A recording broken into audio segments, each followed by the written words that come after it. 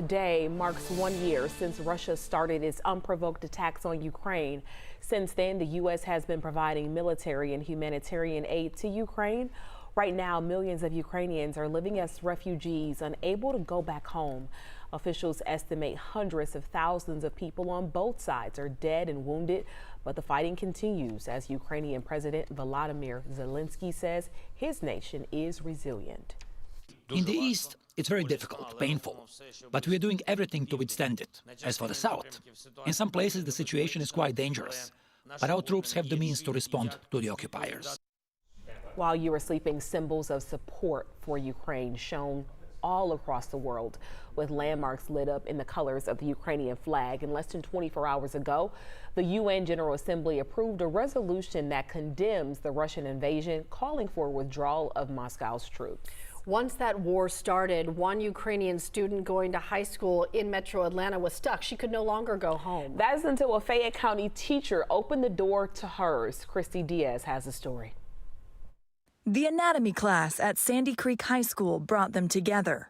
I think, honestly, it could all be because of our science nerdiness. Bethany Lambert, the teacher, and Natasha Zelenska, her student, here on a prestigious international scholarship. At first, that's all it was, until things started getting bad in Ukraine. So I could just tell, looking at her countenance, obviously it was super overwhelming and stressful and a really tough time for her.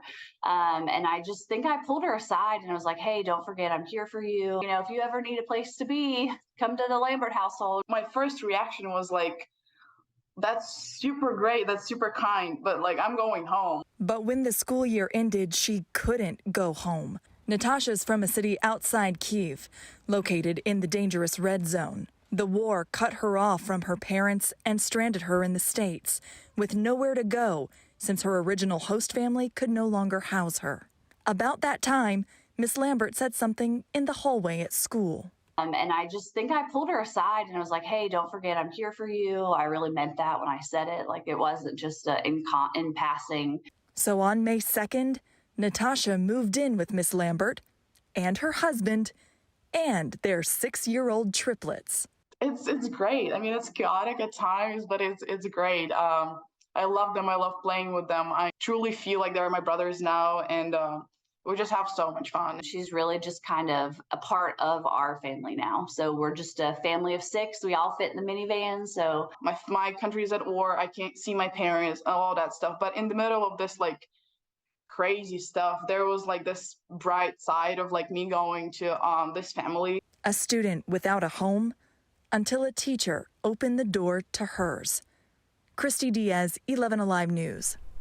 Beautiful moments coming out of a very chaotic situation. So communication with Natasha's family, it's still a little bit spotty right now, but she is planning a trip to Europe this summer and possibly to Ukraine. But her plan is to come back because she was accepted into Emory University to study neuroscience in the fall. Way to go.